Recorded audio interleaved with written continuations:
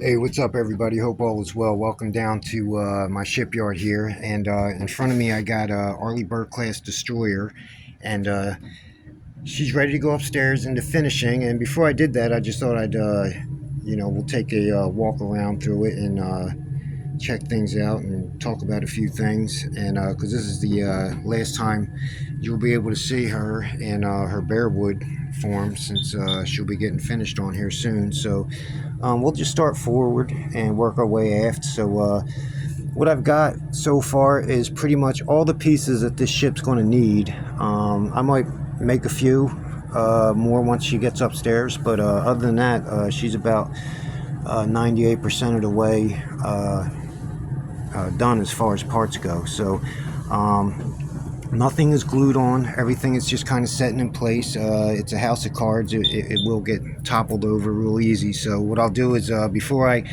get started on it, I'll take a whole bunch of pictures of her just so I can kind of keep in mind where things went, because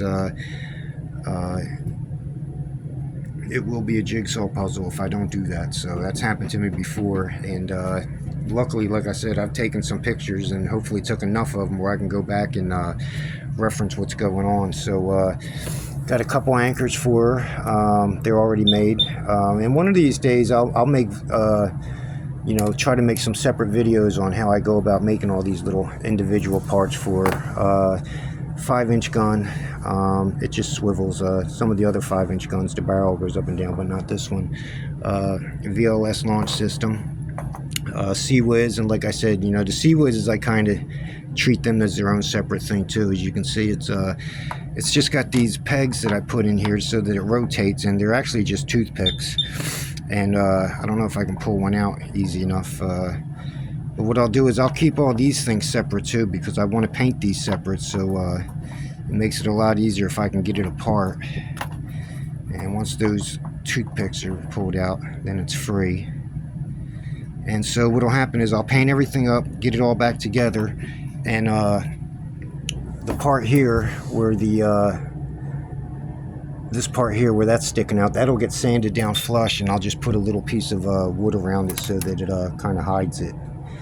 And that way it'll still be able to pivot, and those pieces will just be stuck in there for life. So that's some of the things that have to be done with this thing. And like I said, nothing is glued on. I try to keep all the decks separate so I can go about painting everything.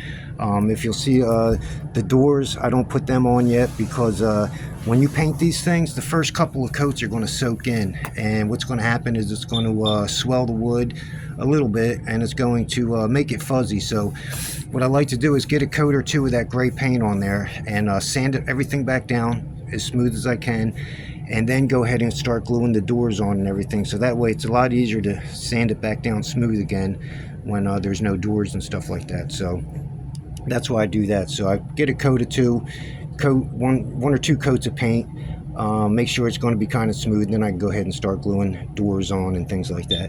Same thing with these deck pieces. And like I said, not everything's not in place, but it's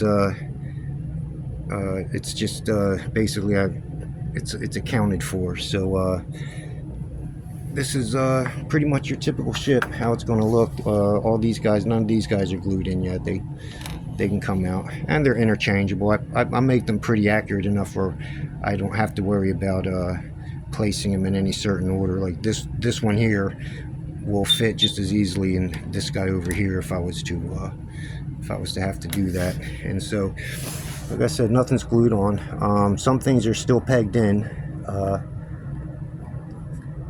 and they'll be able to come separate. So this is her. This is USS Barry. I want to go ahead and get her upstairs, and I will have to take it apart to do that. Like I said, it's 100% not glued together. So I'll take her apart and carefully carry her upstairs as best I can, and then I'll go ahead and start getting some of the finish work on her. And since I got time, man, I thought if you guys don't mind, I'd like to tell a Navy story. I have a little bit of history with the Arleigh Burke. When she was still brand new, and this is back in like 1992, I don't even know if she was commissioned yet, but My ship at the time, the Oliver Hazard Perry, we actually had the what I call the honor of helping the Arleigh Burke with her weapon systems testing. So early on, and like I said, I don't know if this was like a first attempt or a second attempt at getting our systems worked out. But what we did was, on my ship, I'll use this. I'll use this other wooden FFG to demonstrate. What we did was our job was we brought in a crew of it was a bunch of officers. I know that a lot of officers, probably a lot of people wanted to be in on this, and we set up a thing on our flight deck that shot missiles, and these missiles would go up, get shot up off into the air, and the Arleigh Burke's job was to shoot the missiles down. I guess lock in, and I guess they were still testing all that new um, Aegis stuff and whatnot. I'm not familiar with that stuff, but anyway, from what I understand, it was very successful. I don't quite remember how many missiles we shot, but it was a lot. Like I said, it looked like just a big radio controlled box. There'd be a couple officers out here. They'd shoot off a missile, and like I said, the Arleigh Burke would shoot it down. And it wasn't just missiles; it was everything, guns. I mean, we shot all kinds of stuff. Sea-Whiz testing. I remember there was a Learjet that would fly past the ship with a, from what I understand, it was like a styrofoam or a plastic missile that was towed behind with like a 21,000 foot long cable, and it would fly past the ships, and then the Sea-Whiz was to supposed to lock in and shoot down the missile. But I will say this, man, I don't know,